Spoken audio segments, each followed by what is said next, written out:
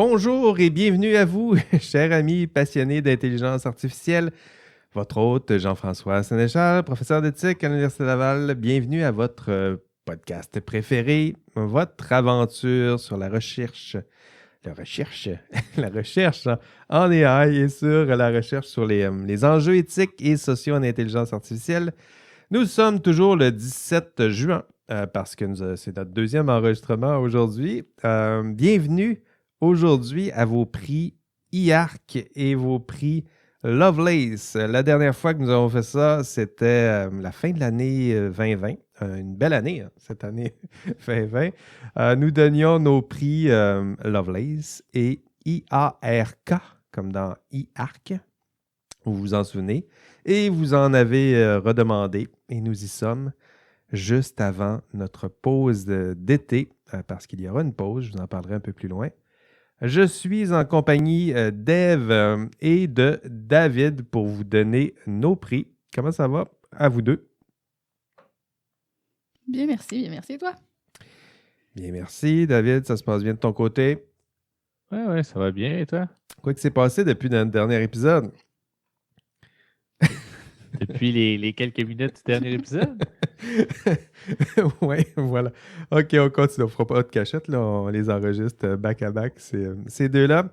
Je vous rappelle le concept, une fois par trimestre ou 2 fois par année, on enregistre une sorte de revue d'actualité. En fait, on choisit nos meilleurs articles. Ça peut être articles scientifiques, événements, congrès, prouesses techniques, n'importe quoi, mais qui, selon nous, est important dans le domaine de l'intelligence artificielle et qui est digne de mention, et donc du prix Lovelace.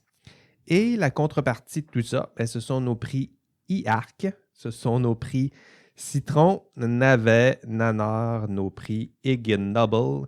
Ce sont nos articles scientifiques, événements, congrès, prouesses techniques, n'importe quoi, mais en lien avec l'intelligence artificielle et qui nous fait dire IARC. C'est le concept, vous l'avez compris. On va commencer par David. David, c'est quoi ton prix Lovelace cet été? Je dirais... moi, j'ai fait un petit peu différent. Cette fois, j'ai deux prix Lovelace. J'ai pas de YARC pour cette fois. J'ai pas trouvé quelque chose qui... Ça marche C'est pas, rare. là. D'habitude, je suis plus sceptique, là, on dirait, là, celui qui tape plus ses doigts des gens. Là. Mais pour cela, j'ai décidé de prendre une approche différente. Le premier, c'est quelque chose... Je dirais, bon, c'est intéressant. Je vais faire une petite critique quand même ça, même si je trouve que c'est un Lovelace. Là. Ça s'appelle DynaBench puis DynaBoard. En fait, c'est un outil qui a été publié par Facebook Research AI. Donc, c'est un centre de recherche de Facebook axé sur l'intelligence artificielle. Puis, qu'est-ce qu'ils ont publié finalement? C'est un benchmark, donc c'est un outil de benchmark qui permet, benchmarking, c'est pouvoir dire, je compare mon modèle à ceux des autres chercheurs en intelligence artificielle. Okay. Donc, par exemple, moi, je vais proposer un nouveau modèle, puis je vais le comparer normalement sur des datasets de benchmarking qu'on appelle. Pour en nommer quelques exemples, là, il y a MNIST, peut-être que certaines personnes ont entendu, Glue, ImageNet, Cypher, il y en a vraiment une panoplie. Puis, en NLP, un des enjeux, en fait, la plupart de tous les modèles, les enjeux, c'est que présentement, les benchmarks sont en train de saturer. C'est qu'on est en train d'atteindre les capacités maximales. On est quasiment rendu à 100% sur la plupart de ces datasets-là. Puis, l'enjeu de ça, c'est que la recherche est très axée juste sur aller optimiser ce modèle-là, alors que dans la réalité, il n'y a pas juste un objectif qu'on va atteindre, il y a plusieurs objectifs.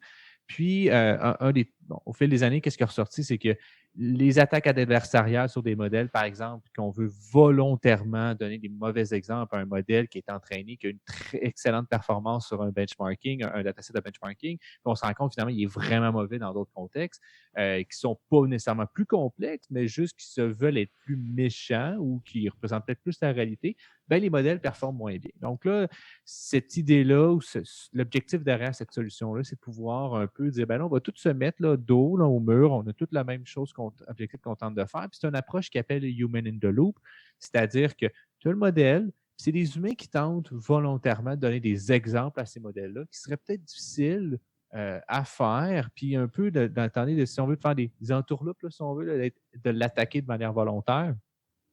Ce qui est intéressant avec ça, c'est Bien, premièrement, il tente d'adresser un problème qui est réel, c'est-à-dire de ne pas juste toujours se référer au même dataset de benchmarking, mais d'essayer d'aller chercher quelque chose qui est plus dynamique, qui évolue dans le temps. Parce que finalement, des datasets qu'on s'est rendu compte qu'il y avait tel problème, tel truc. Donc, finalement, il y a différentes versions, mais c'est des fois difficile. Puis à quel modèle on fait référence? Bien là, on va vraiment faire référence à ce seul outil de benchmarking-là, puis il y a un score qui est attribué.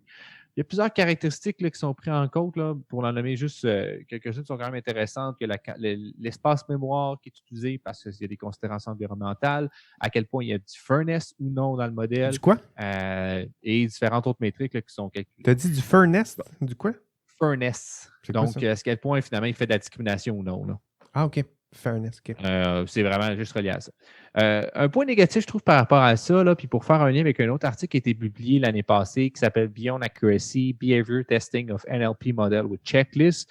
Puis un des critiques finalement de cet article-là qui a gagné d'ailleurs un prix ACL 2020, là, c'est que certes, l'adversarial, les changements adversariaux, le fairness, tout ça, c'est important, mais c'est pas juste ça qu'on doit faire, c'est tout ça qu'on doit mesurer. Puis j'ai l'impression que, en tout cas du moins, le discours qui est véhiculé dans l'article qui présente Dina Bench, c'est on veut juste attaquer au furnace. On veut juste attaquer sinon à l'adversarial. Alors qu'on ne veut pas vraiment avoir une approche sur l'ensemble des métriques possibles. Bon, peut-être c'est juste ma lecture de ça qui n'est peut-être pas fair. Moi, quand je vais voir l'outil, c'est juste ça qu'on me présente aussi. Est-ce qu'il y a d'autres choses derrière qui vont venir? Je ne le sais pas. Mais à mon sens, j'ai l'impression qu'on tente de pointer dans une direction plutôt que d'aller dans toutes les directions possibles, finalement, sur comment vraiment on va évaluer nos modèles. Checklist, là, finalement, cet autre article-là qui parle, je crois, atteint beaucoup plus cet objectif-là où est-ce que finalement, on tente d'avoir 3 types de tests qu'on fait un modèle pour faire rapidement des fonctions minimales, donc être capable de fonctionner minimalement sur des caractéristiques qui nous intéressent, d'être invariant aussi. Par exemple, j'ai une phrase « David aime les pommes », bien que je change le mot « David » par un autre prénom, que ce soit un homme ou une femme, bien, je vais arriver au même résultat. Puis directionnel, ou est-ce que si on change la direction, par exemple, j'ai une phrase qui est positive et je veux la rendre négative, bien, ma probabilité doit rendre plus du négatif. Puis si j'augmente ma phrase qu'elle soit plus positive, bien, je veux que mon modèle soit plus sûr que ce soit positif. OK. Donc, finalement, cette espèce de direction-là qui serait un comportement qui est plus typiquement humain de pouvoir fonctionner. Donc, j'ai l'impression que ça n'est peut-être pas encore atteint cet objectif-là, mais on s'en rapproche vers quelque chose qui est plus intéressant, puis on commence, je pense, à mettre les premières pierres d'aller dans une direction qui est de ne pas toujours se rapporter aux mêmes datasets d'évaluation qui sont peut-être parfois souvent désuets. Puis Dynabench puis Dynaboard, c'est-tu 2 outils différents ou ça évalue 2 choses différentes? Dynabench, c'est finalement... Dynaboard, c'est le board, si tu veux, l'application Internet. Puis Dynabench, c'est finalement les benchmarks qui sont derrière puis comment ils arrivent à calculer une métrique. Puis ça, pour y avoir accès, c'est quoi? Comment ça fonctionne concrètement? Tu vas sur un site Internet?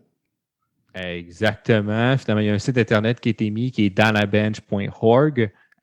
Qui finalement, c'est très axé NLP. Là, finalement, c'est juste pour l'NLP là, ici qu'on parle. Entre autres, les tasks qu'ils ont mis de l'avant, c'est le hate speech qui est là, sentiment analysis, le question answering, donc répondre à des questions, puis natural language inference, comme comprendre finalement le contexte autour d'une hypothèse ou de comprendre une question un peu si on veut, là, si c'est que ça se contredit ou non, une phrase se contredit ou non.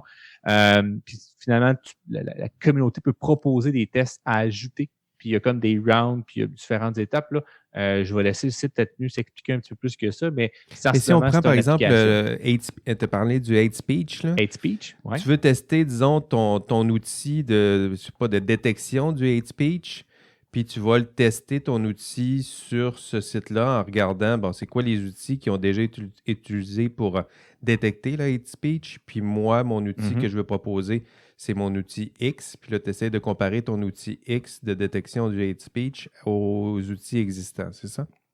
Exactement. Par exemple, si je clique sur ça, là, ils sont rendus à 7 rounds. Ça veut dire que ça fait 7 fois que les modèles ont saturé les tests actuels qui avaient été mis en place, puis que là, les gens essaient d'en proposer d'autres pour toujours essayer d'améliorer les modèles.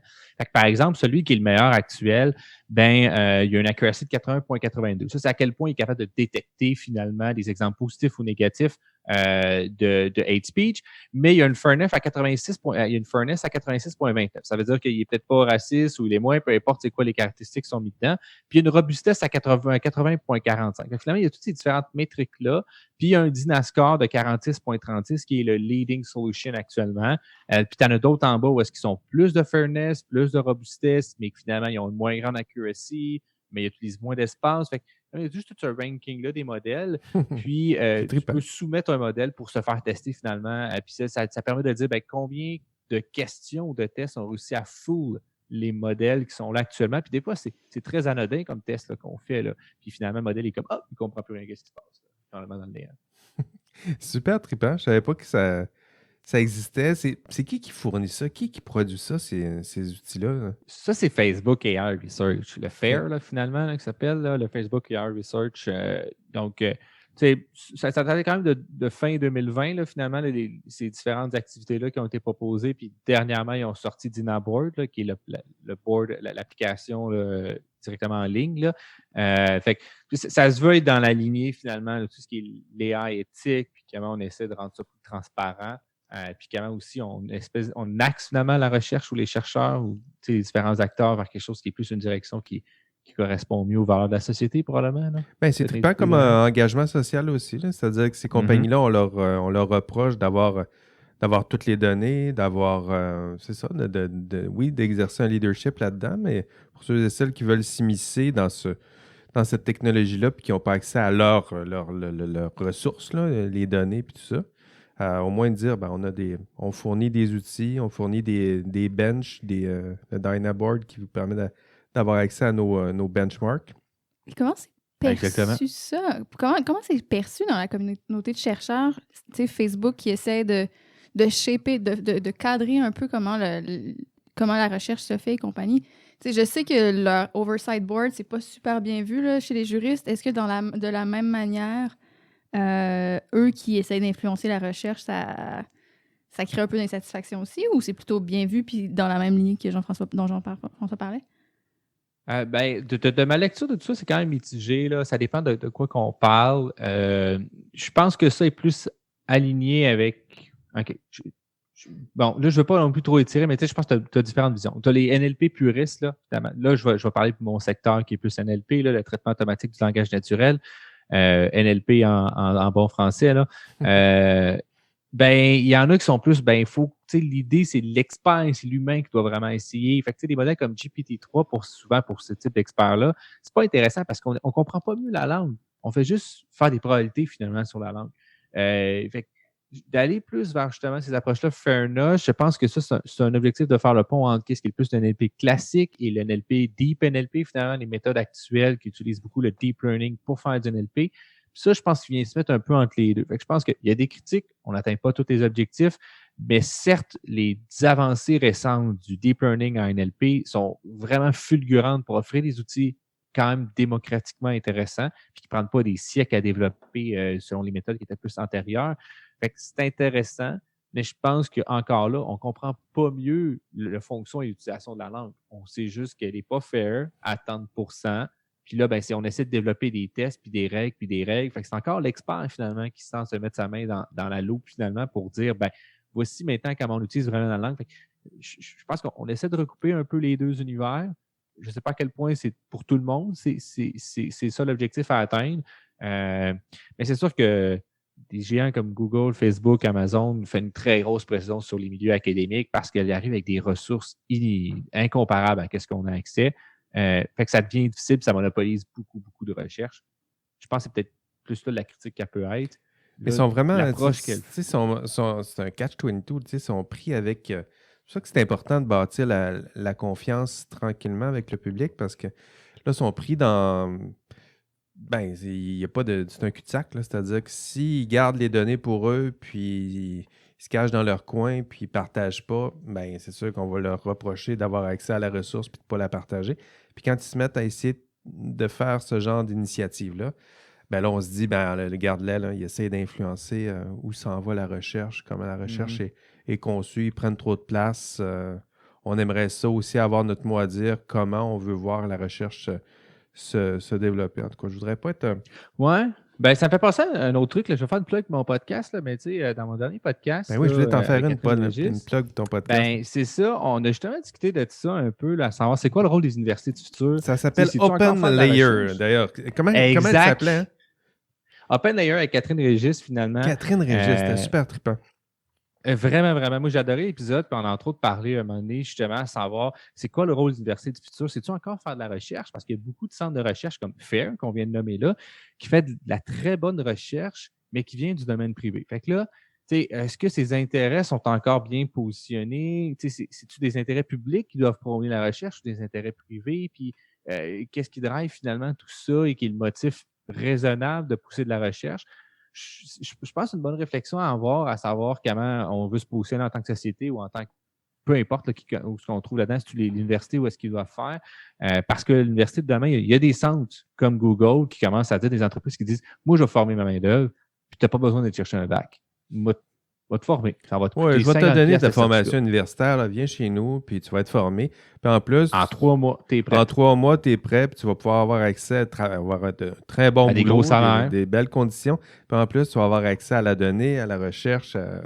Donc, ils sont vraiment bien. Puis c'était super intéressant votre discussion justement sur à quoi ça va ressembler dans 50 ans. C'est super important de se poser la question en ce moment. Là, on se dit, l'université, ça va toujours ressembler à ce qu'on voit, ce qu'on a compris de l'université, mais non, en ce moment, là surtout la recherche, là, où elle se fait, en tout cas en AI, c'est vraiment, ça te saute aux yeux dès que tu te mets à t'intéresser à l'intelligence artificielle. La recherche, oui, on est bon dans certaines universités, là, mais tu vois bien que la donnée, la manne, là, c'est ces compagnies-là qui l'ont en ce moment. Le pétrole, là, on peut bien développer des produits qui roulent avec un peu d'essence, là, mais le pétrole, c'est eux autres, là, ça coule à flot par là. C'est ça. Non, vraiment intéressant. Tu voulais nous parler aussi, David, de l'article de Victor Rodriguez, David Victor Rodriguez sur les applications de GPT-3. C'est-tu ça? Ouais, c'est pas un article, plus c'est quoi? Plus un genre d'article à la bonne franquette, on va plus dire. C'est pas un article scientifique. Là. Finalement, lui, il a plus dit, est-ce que GPT-3 qu'on a souvent parlé ici, là, puis qu'on a souvent pointé du doigt sur des choses qu'il ne fait pas correct, mais ici, je vais lancer un petit peu des fleurs sur des choses quand même vraiment intéressantes qu'il a réussi à faire. Puis lui, il s'est dit, je vais essayer d'évaluer si GPT-3 est capable de m'expliquer selon finalement un niveau de difficulté, si on veut, à quel point il est capable de faire un résumé d'un texte Lego, finalement. Donc, des termes souvent vraiment très niche, puis de le transformer en une phrase qui est peut-être vraiment plus intéressante. Là, j'en avais un que j'avais ciblé quand même intéressant, puis il a pris finalement différentes approches. Bon, là, il y a un premier texte, c'est par rapport au LinkedIn Privacy Policy. Puis là, grosso modo, c'est un long texte, je ne vais peut-être pas tout le lire, mais c'est Your profile is fully visible to all members and customers of our service, subject to our settings, it can also be visible to other on or off of your service, par exemple Facebook, quelque chose comme ça. Fait qu'il y a tout un gros texte comme ça. Là, il dit, je veux GPT-3, moi, je veux que tu fasses un output, comme tu l'expliques comme si j'ai 10 ans. Justement, comme on avait déjà discuté, je veux que tu fasses un résumé de 10 ans, puis je vais utiliser finalement un paramètre pour jouer avec à quel point il va être funky ou plus conservateur. Fait que ça, on appelle ça la température, finalement. C'est avec ça qu'on va jouer un peu, on pourrait dire la créativité, là. Do you got the right temperature? Finalement, là, pour faire une belle référence à une chanson très populaire. Là. Puis GPT-3, quand il donne la bonne température, il l'a comme il faut. Fait que grosso modo, si on va avec le plus... mettons, il va avec le plus conservateur, finalement, le privacy policy, finalement, c'est comme, en gros, ce qu'elle résume, il résume avec la chose la plus conservateur. If you don't want to be found, don't use this site. Parce que finalement, ça dit, tu peux être vu par les gens à l'intérieur de LinkedIn, tu peux oui ou non ne pas être vu par les gens à l'extérieur de LinkedIn. Donc, si tu ne veux pas être vu, fais juste pas être vu. Fait que, OK, c'est un résumé intéressant de ce texte-là. Okay. C'est simple. Si on y va dans le peut-être plus créatif, anyone, even people you don't know, can find out about you on Mommy Meets. Bon, là, il y a comme une petite erreur factuelle que c'est pas Mommy Meets, c'est LinkedIn. Il a donné un nom d'un site qui s'appelle Mommy Meet plutôt que LinkedIn, là, finalement, là, parce que c'est un petit peu trompé. C'est là qu'on parle de l'erreur factuelle. Des fois, c'est créatif, des choses qui n'ont pas rapport. And find out about the relationship you have with other adults. OK, c'est vrai que LinkedIn, c'est des relations que tu peux avoir avec d'autres personnes. Ouais. C'est ça. Okay. They can also use a special computer to find out what street you live on and the town you live in. If they want to meet you, they can do that. OK, là, on voit que finalement, il s'est vraiment trompé avec un autre site qui est finalement un site de rencontre où est-ce que tu peux rencontrer d'autres personnes. Fait que là, il s'est comme un petit peu mélangé. Fait que, grosso modo, on voit qu'il est quand même capable de comprendre qu'il y a un objectif, puis on n'a pas spécifiquement entraîné pour ce type de tâche-là. Un autre aussi que j'ai trouvé intéressant, qui démontre un peu aussi justement à quel point cette créativité-là quand même peut être intéressante, c'est, je sais juste, excuse-moi de le retrouver, parce que c'est quand même un long article finalement là, qui parle de ça. C'est vraiment trippant. Ouais, c'est ça que j'ai trouvé qui est vraiment... C'est vraiment trippant de voir comment, c'est ça, le GPT-3, on le voit utiliser à toutes sortes de sauces, là, mais de le voir essayer de résumer comme ça, des résumés légaux, dans le fond, là, c'est ça qu'il essaie de faire, là, vraiment trippant. Puis là, c'est le même, mais plutôt que de dire explique-moi comme si c'était un 10-year-old, même si j'ai 10 ans, finalement, fais-moi un too lazy did not read. Puis, avec une temperature finalement qui est relativement basse, if you are on Tinder, you are on Tinder. Fait qu'il a juste rien compris. Il est juste parti dans le champ. Lui, il parle de Tinder. Ça peut te faire trouver par d'autres gens. Fait qu'on voit que peut-être finalement, c'est là que la probabilité est comme souvent, les gens qui vont vouloir te mettre en contact avec toi, c'est peut-être plus des textes Tinder. Fait que, on voit que ça l'a peut-être confondu un peu dans ça. You can hide from the search engine and Facebook and Google, but not from on-site user. Là-dessus, il a compris par contre que tu peux pas te cacher des gens qui sont à l'intérieur de LinkedIn, mais tu peux te cacher à l'extérieur des gens à l'extérieur au niveau de l'indexage. Ça, il l'a vu, il l'a détecté. Ça, il l'a vu, il l'a spoté. Mais si on va trop bas, si on ne donne pas la bonne température, là, il est dans le champ complètement. Et on voit que finalement, la paramétrisation de ce genre de modèle-là est très, très, très fragile. C'est très difficile. Où est-ce que tantôt, à point 2, on avait une bonne réponse dans un contexte, mais là, ici, à point 2, on a quand même une réponse qui n'a pas rapport. Tantôt, à point 8, on parlait de Mommy Meat. Là, on parle vraiment comme quoi qu'il a vraiment compris que tu peux te protéger des search engines, mais tu ne peux pas te protéger contre à l'interne. On voit que c'est difficile quand même. Ça fait un bon travail de départ, mais il faut être quand même vigilant sur les erreurs potentielles que ce type de modèle-là peut faire. C'est là, je pense, qu'il y a là toute la complexité, mais en même temps, on voit quand même que sans comprendre la tâche, il est arrivé à quelque chose d'intéressant. Il y en a d'autres. Je pourrais te l'envoyer. Un dernier peut-être. Dans la description. Là. Un dernier. Bon, il y en a un, finalement, ils ont pris finalement le US Code 230, section 230. Malheureusement, je ne le connais pas par cœur, là. Mais grosso modo, c'est protection for good Samaritan blocking and screening of offensive material. Bon, puis là, finalement, c'est littéralement un article de loi là, dans sa forme comme on le connaît, libellé A, B, etc. Il essaie de comprendre ça, lui-même. Bon, lui, on lui demande de comprendre ça, puis finalement, si on l'explique en 10 ans, you should not be forced to read offensive words, nor have to see them, because doing that might hurt your feelings. OK, bon. Finally, she specifically asked me, then why are those words even allowed? OK, fait que là, j'ai juste perdu la carte à la fin. Il a halluciné qu'on parlait de ça. Pas tant que ça. Vas-y, qu'est-ce que tu dis? Pas tant que ça, parce que Section 230, c'est un article de loi américain qui ont décrit comme l'article de loi qui a donné naissance à l'Internet. Puis c'est une loi qui vise à savoir si les intermédiaires, donc Facebook par exemple, peuvent être poursuivis pour le contenu qui a été posté. C'est à savoir, puis c'est toute une question de qu'est-ce que tu as le droit de dire sur Internet, qu'est-ce que tu n'as pas le droit de dire sur Internet, puis qui qu'on peut poursuivre ou qui qu'on peut pas poursuivre selon ce que tu as dit sur Internet. Fait que la dernière phrase que tu disais, c'est you cannot say that aloud, c'est ça? Ou you're not allowed to say that? Quelque chose du genre? Then why are those words even allowed? Tu sais, il y a comme quelque chose. Ouais. Je pense que, tu sais, c'est pas complètement. Il comprend pas aussi bien Kev, mais il comprend mieux que nous autres, là. Il a compris que il y a quand même une interrogation à se poser. OK. Vraiment trippant. Vraiment trippant. Ouais, en tout cas, il y en a d'autres aussi. You can be sued for taking down a picture that someone else put up that you think it's mean or rude. C'est exactement ça. C'est exactement ça. Uh-huh. Vraiment trippant. Il a quand même compris. Oh, il a compris. Compris entre guillemets, là, on s'entend. Ouais, c'est ça. Je mettrais quand même tout plein de nuances. C'est intéressant d'un point de vue. Oui, vas-y.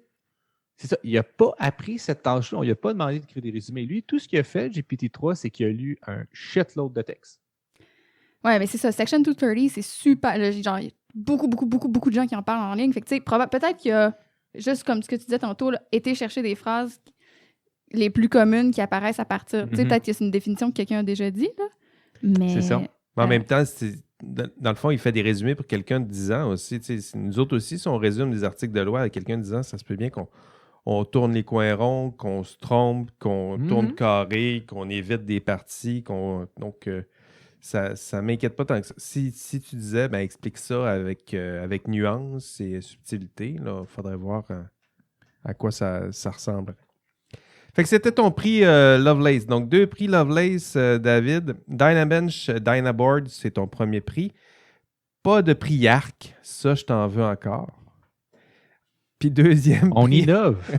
Deuxième prix Lovelace à David Victor Rodriguez et ses travaux sur les applications de GPT-3. À faire des résumés comme ça de textes légaux. Est-ce qu'il y a un site internet, David Victor Rodriguez, où on peut trouver ça rapidement? Ou C'est une bonne question. Ou écrivez dans un moteur de recherche le David Victor Rodriguez GPT-3.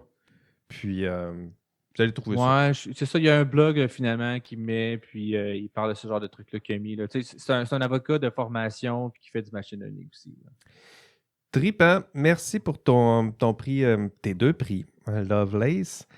Passons à Eve maintenant et ses prix. Commençons par son prix Lovelace. Eve, tu donnes ton prix Lovelace à qui, à quoi? Je donne mon prix Lovelace à Kate Crawford pour son nouvel ouvrage Atlas of AI. Tu sais, il y a plusieurs livres quand même, plusieurs ouvrages dans le domaine de l'intelligence artificielle qu'on est conscient qui ont fait des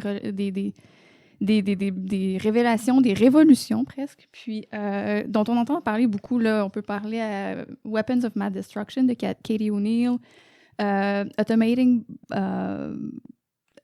Biases by Virginia Eubanks. Puis ces livres-là, moi, quand ils sont sortis, j'étais pas dans le domaine de l'intelligence artificielle. Ce qui fait en sorte que, quand j'ai eu à me frotter à ces œuvres-là, il n'y avait plus rien, il n'y avait pas le même esprit révolutionnaire parce que c'était déjà quelque chose qui était rentré dans le langage public. Ces gens-là avaient théorisé quelque chose de révolutionnaire, mais c'était rapidement entré dans le langage public, puis c'était mainstream, fait que c'était moins intéressant. Mais Kate Crawford, il est sorti tout récemment, et ça, c'est le genre de livre révolution qui est le fun à lire en ce moment, parce que ce qu'on lit dans cet ouvrage-là, c'est pas encore dans le discours commun. Et ça casse tout, en tout cas de mon point de vue. Ouais. C'est vraiment des choses dont j'avais jamais entendu parler de cette manière-là en termes d'intelligence artificielle. Elle, en fait, si on veut résumer la grande thèse qu'elle avance avec ce livre-là, c'est que l'intelligence artificielle, c'est ni intelligent ni artificiel. Le volet, ce n'est pas intelligent. On l'a peut-être déjà plus entendu, c'est-à-dire que on le sait là, que on est loin de la singularité, on est loin d'une vraie intelligence, c'est plus des statistiques sur les stéroïdes. Mais le volet, ce n'est pas artificiel. Ça, on l'entend largement moins souvent. On a vraiment cette image que ce sont des ordinateurs, c'est immatériel, c'est ça, c'est complètement artificiel. Et elle nous transporte dans un voyage pour nous montrer à quel point il y a l'intelligence artificielle, au final, c'est fait de sueur de travailleurs, de pollution. C'est pas le cloud propre comme on l'imagine. C'est vraiment... Il y a des vrais impacts sur la société. Puis le terme Atlas of AI, elle le présente un peu comme un voyage. Puis c'est intéressant, vraiment, tu sais, j'écoutais des podcasts qui en parlaient, puis ils disaient « Ah, c'est un page-turner ». Puis bon, un livre académique qui est un page-turner, là... c'est rare. C'est assez rare, fait que j'étais toute sceptique, mais finalement, c'est vrai que ça se lit vraiment bien. C'est un 250 pages qui passe bien. Elle nous raconte, elle se déplace par exemple dans une mine de lithium, puis elle décrit les paysages, il y a des photos qui illustrent le tout. Puis elle raconte, elle part historiquement, puis elle dit vers la ruée vers l'or, comment les mines se produisent, comment ça se passait dans les mines, puis elle ramène ça jusqu'à maintenant. À quel point on est aussi en train, avec des modèles de langue qui sont excessivement énergivores, comment on est en train encore de la même manière de vider nos sols. Après ça, elle passe vers les travailleurs du clic en Inde qui sont exploités. Elle fait Très intéressant. Ouais. Donc, montrer un peu c'est quoi, à une époque, là, avec le parallèle, je pense que le parallèle est super trippant, à une époque où on avait exploité des mines, ou même le pétrole, tu sais, on est content. Oui, on a du pétrole, on a du plastique, on a de l'essence, mais tu sais, c'est quoi le prix à payer environnementalement parlant? Ça a pris du temps avant qu'on se rende compte de tout ça. Puis elle, c'est plutôt cette voie-là qu'elle exploite, c'est ça qu'elle explore? Elle exploite, oui.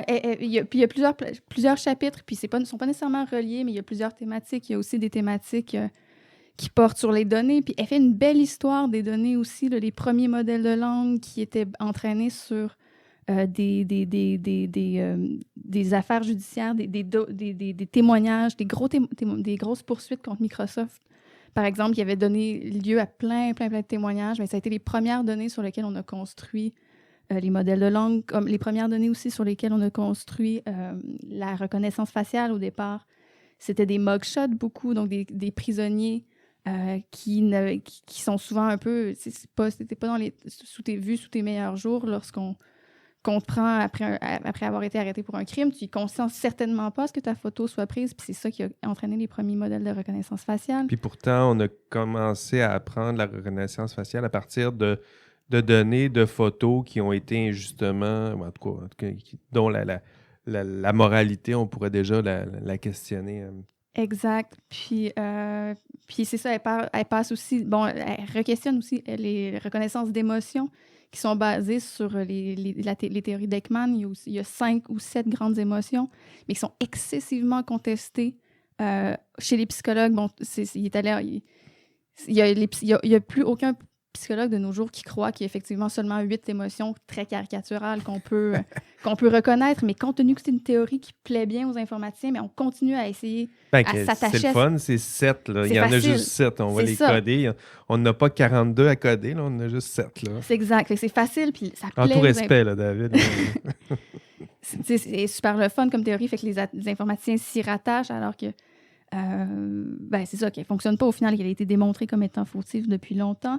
Elle fait une belle critique de tout ce qu'on devrait réfléchir et tout ce au quoi on devrait penser avant de se lancer dans des développements d'intelligence artificielle. Puis c'est un petit guilt trip, je dirais. Tu lis ça, on le sent comme, déjà, là. Ah ouais, OK. Est-ce que vraiment je veux le développer, cet algorithme-là? Est-ce que je suis sûre que je vais aller de l'avant avec ça? Est-ce qu'il y a vraiment une fonction sociale qui est poursuivie? Fait que c'est ça, c'est un excellent livre vraiment qui vaut la peine d'être lu. Puis il y a la section sur le chapitre sur les données est vraiment, je lui fais pas justice, mais il vaut vraiment la peine d'être lu. Puis il y a une phrase qu'elle dit qui m'a marqué quand même, c'est la majorité de la recherche en intelligence artificielle n'a pas à passer par des comités d'éthique. Puis ça vient historiquement du fait que bon, c'était des mathématiques, même si on apprend sur des données publiques, mais c'est des données, c'est plus impersonnel qu'une vraie personne. Donc, et encore à ce jour, la majorité de la recherche n'a pas à passer par des communautés d'éthique. Puis ça me faisait toute une réflexion sur le fait que moi, si je dois rencontrer des gens pour leur poser des questions sur l'intelligibilité de l'information judiciaire qui n'a rien de personnel, je dois passer un long processus éthique. Par contre, si je veux développer avec les données, puis ce sur quoi je travaille, je veux faire des statistiques prédictives sur le système de justice, puis de savoir quelles sont les chances de vraiment jouer sur le passé criminel des gens. Ça, il n'y a pas personne qui va m'inquiéter à l'université sur comment je traite mes données. Puis... très intéressant. C'est ça. Très, très, très, très, très intéressant à relancer. Très intéressant. Ben oui, tout à fait. Mais ça va être ma lecture d'été. Je pense que je vais me prendre ça en note. Atlas of AI. Donc, en français, l'Atlas de l'intelligence artificielle. Exact. J'irai comme ça, si ça ne vous dérange pas. C'est de Kate Crawford. Donc, j'ai pas la maison d'édition, mais vous ferez vos... C'est Yale University Press. Tu l'as dans tes mains. University Press, yeah. Ouais, tu peux, Oui, on le voit, un vrai livre donné par une vraie personne. C'est incroyable. On s'est ennuyé de tout ça. Ça n'a pas d'allure. Merci, Eve, pour ton prix Lovelace. Dans tes prix Lovelace, il y avait aussi le règlement européen sur les AI, mais on en a parlé un peu. On en a fait un bout lors de notre dernier épisode. Vous vous en souvenez très bien. En tout cas, moi, je m'en souviens très bien. Ton prix IARC maintenant. J'espère que tu as un prix IARC. Là, oui. Sinon, je me fâche. OK, donc c'est quoi ton prix IARC? Mais c'est un excellent article qui fait état d'une réalité qui l'est largement moins. C'est un article qui a été publié par des chercheurs de l'Université de Cambridge qui se sont intéressés à plus de 2000 systèmes d'intelligence artificielle et articles scientifiques qui ont été publiés entre le 1er janvier 2020 et le 3 octobre 2020 qui visaient à diagnostiquer la COVID-19 par les radiographies des poumons. Ben oui, c'est vrai, ça. Il y en avait plusieurs des projets comme ça. Tout plein. C'était ambitieux. Au début de la pandémie, on voyait ça circuler. Là. Et les AI, la COVID, le watch out, on était prêts, puis il va se passer quelque chose. Donc, on a 2000 articles, on descend en 465, on descend en 63 en raffinant les recherches. Mais c'est systématique, là, tout ce qui a été publié est analysé. De cela, aucun, j'insiste, 0, ne sont cliniquement utilisables pour diverses raisons. Biais dans les données, manque de robustesse, manque de reproductibilité. Puis ça, David, je sais que c'est ton dada un peu, la reproductibilité. Aucun de ces systèmes-là ne pourront être utilisés. Par exemple, le type d'erreur, parce qu'ils ont été faits vite, on était dans la hâte, puis c'est normal aussi. Là, on se rappelle où on était il y a un an, c'était stressant. Là. On voulait faire mieux, mais il y a une forme de technosolutionnisme quand même qui se dégage de ça. Parce qu'il y a souvent, dans la majorité de ces papiers-là, il n'y avait aucun pneumologue, radiologiste qui était impliqué. C'était simplement des ingénieurs qui travaillaient là-dessus. Ce qui fait en sorte que c'est ça. On a fait des erreurs de base. Par exemple, on incluait des photos de radiographie d'enfants dans les personnes non malades. Alors qu'il y avait dans les malades, il n'y a presque pas d'enfants qui attrapaient le COVID, fait qu'il y en avait beaucoup moins. Ben oui. Ce qui fait en sorte qu'en fait, les systèmes d'IA ont appris à reconnaître des radiographies d'enfants versus des radiographies d'adultes. Puis ça me fait penser à un exemple qui est donné souvent, mais qui par les profs, qui est peut-être pas si avéré dans les faits, mais qui explique bien qu'est-ce que des biais, là, c'est les tanks américains puis les tanks russes. Au final, on voulait apprendre à un système d'intelligence artificielle à reconnaître qu'est-ce qui était un tank américain, qu'est-ce qui était un tank russe. Puis on a donné que des photos de jour pour les tanks américains, puis que des photos de nuit pour les tanks russes. Fait qu'au final, c'était facile pour l'algorithme. Il reconnaissait l'état du soleil dans le ciel. De la même manière, ben, c'est ça. C'est un textbook example de mauvais, de mauvais échantillonnage puis de biais faciles à régler qui ont été pris dans ce contexte-là. Vraiment trippant, vraiment trippant. Vraiment désolant, moi, je dirais. C'est de la vraie recherche, là. Donc, c'est de la vraie recherche financée. Puis à la fin, on a 2000 papiers, puis on s'enthousiasme, puis on va mettre... il y a au moins 2000 chercheurs qui ont leur nom, puis qui sont bien fiers de ces papiers-là, mais à la fin, c'est ça, la qualité de tout ça, l'utilité, la pertinence de tout ça, on en parle. Le but, c'est pas seulement de produire des papiers, hein, le but, c'est aussi de produire quelque chose de pertinent, intéressant, rigoureux aussi, c'est minimalement rigoureux. Après ça, si c'est utile, c'est une autre histoire, mais au moins rigoureux et... très intéressant. Puis ça, tu as vu ça, c'est un article, ça s'appelle... C'est un article ou... Oui, c'est un article qui a été publié par des chercheurs de Cambridge. J'ai pas le nom en tête, j'ai pas le nom en mémoire, mais on pourra le mettre dans les liens. Tout à fait, on va les mettre dans les liens de cet épisode. Donc, vous irez voir l'épisode, dans les notes d'épisode, il va y avoir l'article en question. Donc, c'est un peu désolant, mais ça vaut très... très exactement, et c'est la fonction de nos prix IARC. Merci Ève. De mon côté, j'ai un prix Lovelace et un prix IARC. Mon prix Lovelace, soyons chauvins.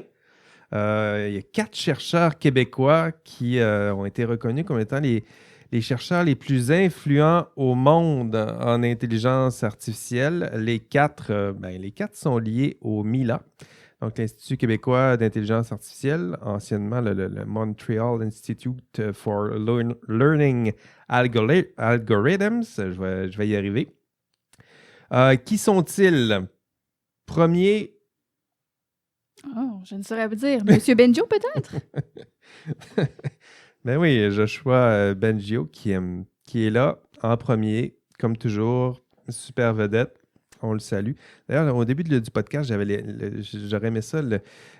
Quand j'essayais de concevoir le podcast, je me suis dit, on pourrait l'appeler en sous-titre « À la recherche de Yoshua Bengio », en disant peut-être qu'un jour on va le rencontrer. Sinon, on le salue. Deuxième chercheur, Joël Pinault de McGill. David hoche la tête en disant oui. Troisième, Zhuang Tang des HSC à Montréal. Désolé d'abord de la prononciation. Puis, moi, je ne connaissais pas Zhuang Tang. Quatrième, on le salue et bravo encore pour ses prix mérités. Et quatrième, Aaron, mais je dirais Aaron peut-être. Courville de l'Université de Montréal. Donc, les 4 qui figurent sur cette liste. C'est une liste, ça s'appelle AI 2000 Most Influential Scholars. Donc, les chercheurs les plus influents, il y en a 2000. C'est une liste, ça a été publié par le service web eMiner. Ça a été publié le 18 mai dernier. Donc, vous le savez, Yoshua Bengio, c'est le premier, le seul en tête d'ailleurs de tous les chercheurs qui a été nommé dans 5 catégories. Donc, apprentissage automatique, le 2e au Canada et 6e au monde. Traitement automatique des langues, ça va t'intéresser David, 1er au Canada et 9e au monde. AI, puis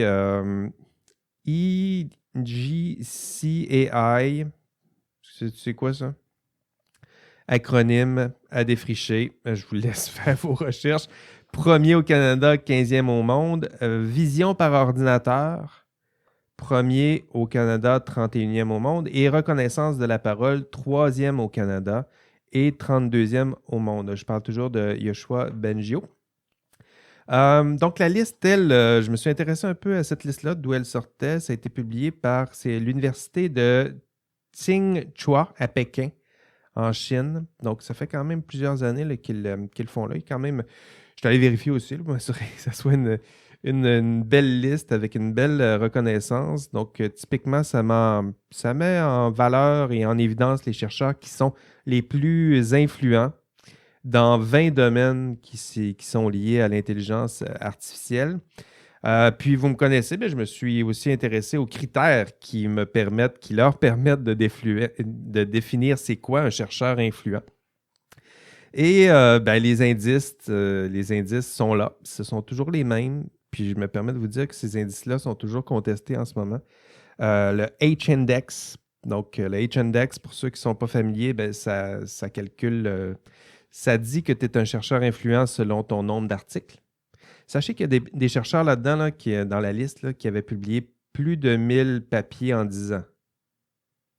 Plus de 1000 papiers en 10 ans. Je ne sais pas à quel rythme que vous écrivez, là, mais c'est ça. Le nombre de... C'est un article aux 3 jours. C'est un article aux 3 jours. Du moins, tu en assumes la paternité ou l'authorship 1 aux 3 jours. C'est quand même pas mal. Le nombre de citations dans les 10 dernières années. Donc ça faisait partie des critères. L'ordre des auteurs aussi, en donnant beaucoup de poids au premier et dernier auteur, donc H-Index.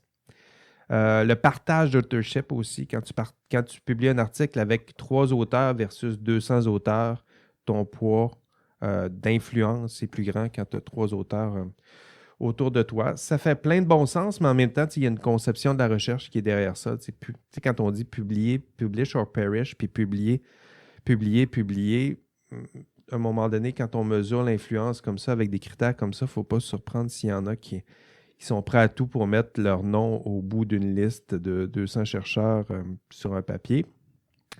Donc, partage d'autorship, j'en ai parlé. Les pays qui sont les mieux représentés parmi les chercheurs les plus influents, USA. 1164 chercheurs, donc 58% des chercheurs représentés, c'est USA.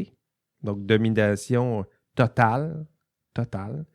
Le Canada apparaît dans le top 5 pour reconnaissance du langage, interaction humain-machine, animation graphique, toujours 2e, et 3e dans data mining, machine learning, sécurité, Internet des objets. Donc ça, il figure 3e. C'est quand même pas mal pour notre notre cher pays. Et les compagnies les plus influentes, quelle est la compagnie la plus influente? Google. Bravo. 135 chercheurs parmi les 2000 les plus influents de chez Google. Et le volet EDI de l'étude, donc représentation du genre. Combien de chercheurs en pourcentage sont des hommes? 70? 88. 90! Et en plus, là, si c'était The Price is Right, t'es juste en dessous. C'est parfait. Donc, oui, on les salue. 90%, David, des hommes dans ce domaine. Voilà. Ça représente un peu notre panel. En ce moment, on est à 66%. 90 quand même. C'est pas une chance que Fred n'est pas là. Voilà. Ça représente bien ce milieu-là. À vous, les femmes, il va falloir faire, je ne sais pas comment, là, du recrutement. Je pense que c'est tellement compliqué. Même j'enseigne en sciences et génie, là, avoir des femmes en sciences et génie, c'est compliqué. Puis c'est plus de l'ordre de freins culturels. Là. C'est depuis l'enfance là, qu'il faut éduquer, comme les programmes d'apprentissage à la programmation chez les jeunes. Comment ça s'appelle? Woman for AI, ou pas AI, ça s'appelle comme programmation pour en tout cas pour les jeunes femmes. Il y a quelque chose de cet ordre-là qu'il faut mettre en place là, si éventuellement on va avoir des femmes dans ces domaines-là, là, parce que pour l'instant, culturellement, on le voit bien, là, ça finit à la fin avec tous les incitatifs qu'on peut donner. C'est très, très largement trop représenté par ces beaux messieurs. Mais sinon, bravo à tout ce beau monde, notamment à Montréal, qui travaille fort, et à toutes ces personnes qui gravitent autour de ces personnes qui sont influentes. Bravo à tous ceux qui tournent autour de ces quelques personnes là, qui récoltent tout le fame et le prestige de cette influence. Là, mais nous savons, et nous avons déjà fait de la recherche, là, et nous faisons de la recherche, et nous savons que vous êtes nombreux à participer à ce succès de ces équipes de recherche, parce que concrètement, ça ressemble un peu plus à ça. Mon prix Yark maintenant. Mon prix Yark, je le donne à David parce qu'il n'avait pas de prix Yark. J'avais deux Lovelace. Oui, c'est vrai. Je te taquine. Mon prix Yark, je le donne à... c'est partagé. C'est un prix, moi aussi, je triche un peu. C'est partagé parce qu'il y a deux ils vont se partager ce prix. Clearview et Gendarmerie royale du Canada pour utilisation illégale de reconnaissance faciale, donc violation de la loi de la vie privée. Donc, rappelons un peu les principaux faits. Gendarmerie royale a utilisé près de 521 fois le logiciel de reconnaissance faciale Clearview AI, de Clearview AI.